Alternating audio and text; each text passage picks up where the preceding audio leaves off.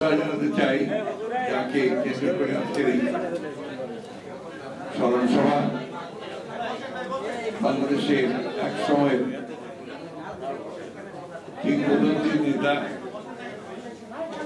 কাজী আল জাফর আহমেদ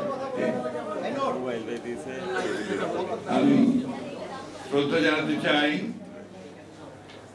যে স্বতঃস্ফূর্ত বিপ্লব সংগঠিত হলো ছাত্র জনতার স্বতঃস্ফূর্ত আন্দোলনের মধ্য দিয়ে এতে শহীদ যারা হয়েছেন তাদের সকলের প্রতি আমি শ্রদ্ধা জানাই।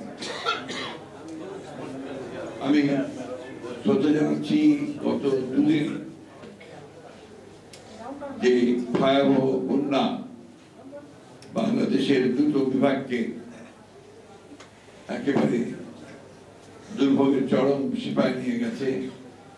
সেই বন্যায় নিহত হয়েছেন ইতিমধ্যে কয়েকজন, তাদের প্রতি আমি শ্রদ্ধা জানাচ্ছি এবং যারা এই বন্যায় দুর্গত হয়ে বানভাসী হয়ে বাস্তুচ্যুত হয়ে এখন আশ্রয় খুঁজছেন চরম দুর্ভোগে পরিণত হয়েছেন, সেই সমস্ত জনগণের প্রতি আমরা তাদের সঙ্গে সহমর্মিতা জানাচ্ছি এবং তাদের পাশে দাঁড়াবার প্রতিশ্রুতি দিচ্ছি।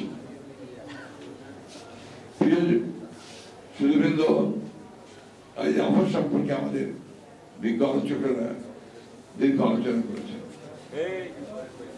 60-এর দশকে 70-এর দশকে তারপরে তার ভূমিকা যদি তিনি বেঁচে ছিলেন তিনি অবশ্যই উল্লেখযোগ্য ভূমিকা পালন করেছেন বাংলাদেশের ইতিহাসে।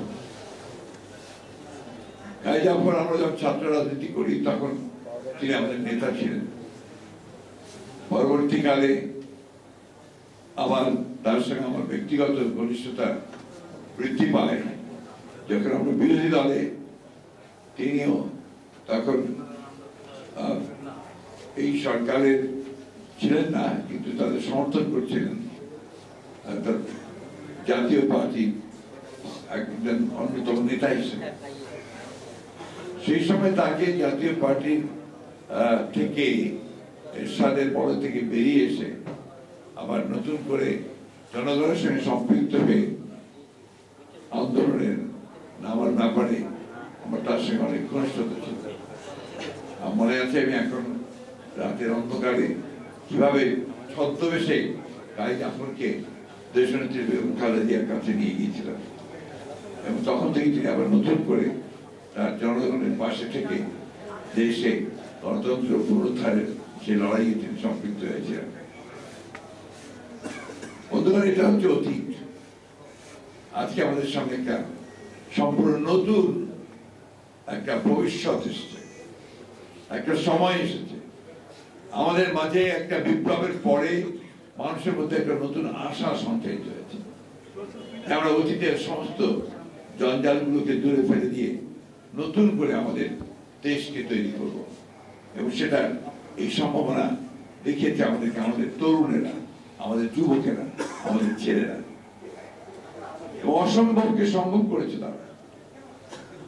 আমরা 15 বছর ধরে যে লড়াই সংগ্রাম করেছি, এখানে আমরা সবাই আছি, আমরা সেই একই কারণে সংগ্রাম করেছিলাম, লড়াই করেছিলাম যে ভয়াবহ ফ্যাসিস্ট শক্তি বাংলাদেশের উপর চেপে বসেছে তাকে সরিয়ে সত্যিকার একটা গণতান্ত্রিক একটা রাষ্ট্র নির্মাণ করা, কল্যাণমূলক রাষ্ট্র নির্মাণ করা, মানুষের বসবাসের জন্য একটা যোগ্য সমাজ নির্মাণ করা। সেই লক্ষ্যে আমরা 15 বছর ধরে লড়াই করছি। এর মধ্যে আমাদের অনেক বন্ধু, অনেক সহকর্মী প্রাণ দিয়েছেন। আমাদের প্রায় 800 মতো নেতা কর্মী তারা গুম হয়ে গেছে।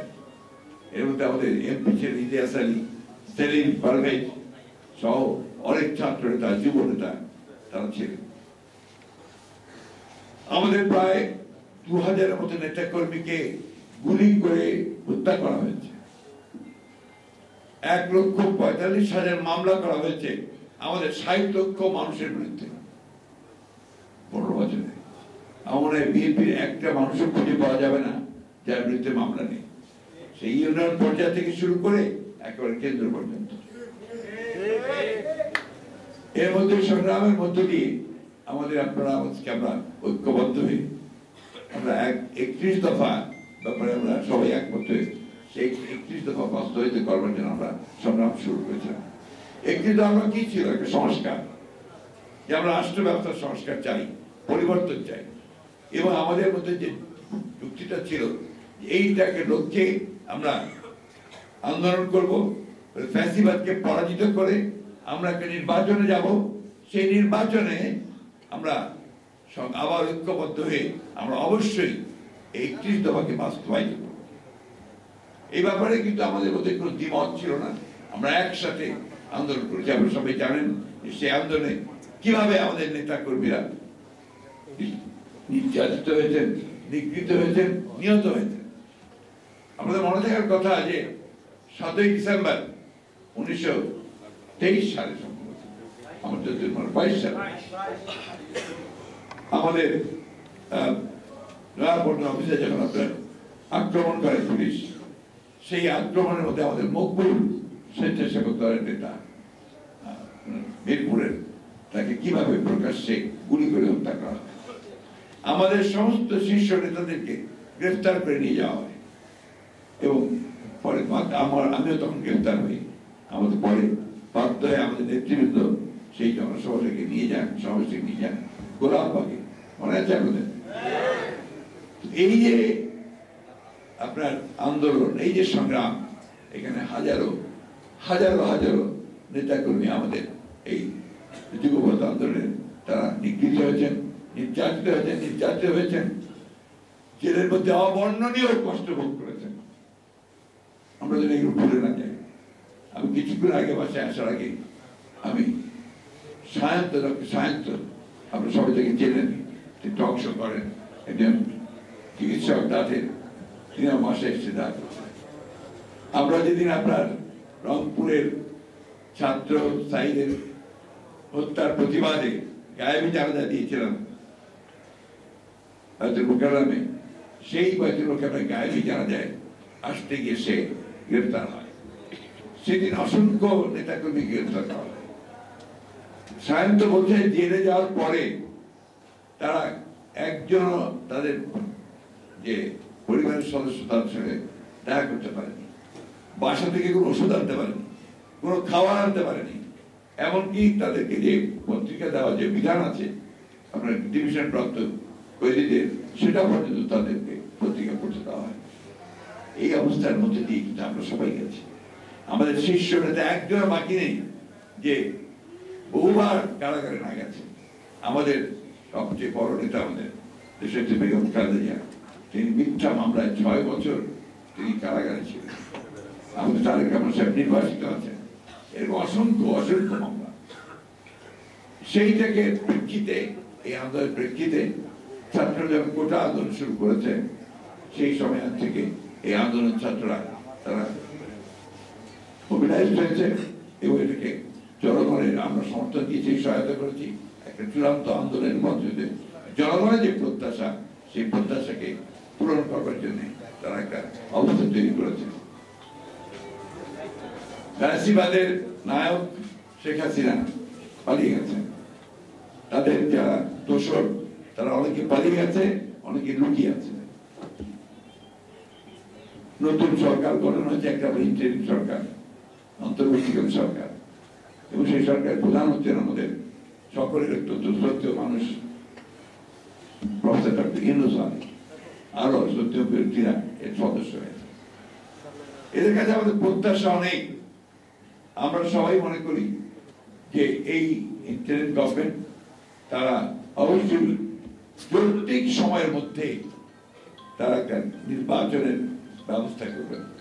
আমি নির্বাচনের কথার উপরে খুব জোর দিতে চাই, এবং যে সংস্কারের প্রশ্ন এসছে সবসময় আসছে, সেই সংস্কারের ব্যাপারেও নির্বাচন অত্যন্ত গুরুত্বপূর্ণ। কারণ final authority is the people. সেটা কিভাবে আসবে? সেটা অবশ্যই একটা নির্বাচিত পার্লামেন্টের মধ্য দিয়ে তাদের মাধ্যমে সেটাকে আসতে হবে, এর কোন বিকল্প নেই। সুতরাং কয়েকজন ব্যক্তি একটা সংস্কার করে দেবেন, এটা আমি বিশ্বাস করি না।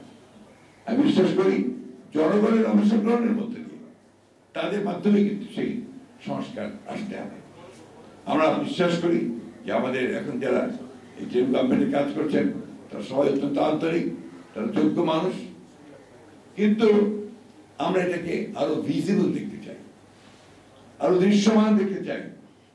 আমরা দেখতে চাই যে প্রধান উপদেষ্টা তিনি অতি দ্রুত জনগণের সামনে তিনি কি করতে চান তা উপস্থাপন করবেন, একটা রোড ম্যাপ দিবেন কিভাবে তিনি অতি দ্রুত একটা নির্বাচনের ব্যবস্থা করবেন, কিভাবে তিনি প্রয়োজনীয় সংস্কারগুলো ঘটিয়ে তারা জনগণের একটা স্বস্তি দিয়ে তার সামনের দিকে এগোবেন এবং নির্বাচনের ব্যবস্থা করবেন। আমরা দেখতে চাই না যে সমস্ত ব্যক্তিরা হাসিনার পাশে থেকে, হাসিনার সঙ্গে থেকে তার দোষর হয়ে তারা মানুষের উপর নির্যাতন নিপীড়ন করেছে, লুটপাট করেছে, দেশের পাচার করে দিয়েছে, তাদেরকে আমরা আশেপাশে দেখতে চাই না। পত্রিকায় যখন আমরা ছবি দেখি ওই সমস্ত লোকেরা আবার সংগঠিত হয়ে বিভিন্ন গুরুত্বপূর্ণ ব্যক্তিদের সঙ্গে দেখা করছেন, তখন আমরা একটু উদ্বিগ্ন হই, চিন্তিত হই। আমরা খুব চিন্তিত হই যে আজকে প্রায় 16-17 দিন হচ্ছে, এখন পর্যন্ত ওই সেক্রেটারিয়েটের যে সমস্ত সেক্রেটারিরা এই সরকারকে এতদিন ধরে চালিয়েছে, তাদের সমস্ত কুবুদ্ধিগুলো দিয়েছে, তারা এখনো ওই সরকারের সচিবের দায়িত্বগুলো পালন করছে। আমরা দেখতে চাই না।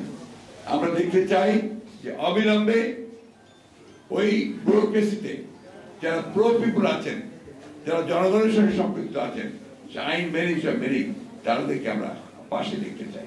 এই কথাগুলো আমি বলতাম না, কিন্তু বলতে বাধ্য হচ্ছে এই জন্যে যে আমরা সেগুলো দেখতে পাচ্ছি না। আমরা এখন পর্যন্ত বিশ্ববিদ্যালয়গুলোতে, বিদ্যালয়গুলোতে কোনো ভাইস চ্যান্সেলর নিয়োগ দেওয়া হয় নাই, অথচ ভাইস চ্যান্সেলর ইতিমধ্যে রিজাইন করেছেন। আমরা দেখতে চাই যে ভাইস চ্যান্সেলর নিয়োগ দেওয়া হচ্ছে যাদের সকলের কাছে গ্রহণযোগ্যতা আছে এই সমস্ত। আমরা দেখতে চাই যে আইন শৃঙ্খলা পরিস্থিতি নিয়ন্ত্রণের ব্যাপারে তারা অত্যন্ত সচেষ্ট। এই ব্যাপারে আমরা তাদেরকে সর্বাত্মক সহযোগিতা দিয়েছি, দেব এবং এখন দেব, সব রকম প্রতিশ্রুতি আমরা দিচ্ছি। রাজনৈতিক দলগুলোর সঙ্গে এখন পর্যন্ত এই সরকারের সত্যিকার অর্থে কোনো এজেন্ডা ভিত্তিক কোনো আলোচনা হয়নি, কিন্তু রাজনীতি ছাড়া যেটা হবে না। রাজনৈতিক দলগুলোর মতামত আনতে হবে। রাজনীতি ওই জায়গাটাই রাজনীতি, যে জায়গায় তারা বসে আছেন ইন্টারিম গভর্নমেন্টে, এইটাই হচ্ছে রাজনীতির জায়গা।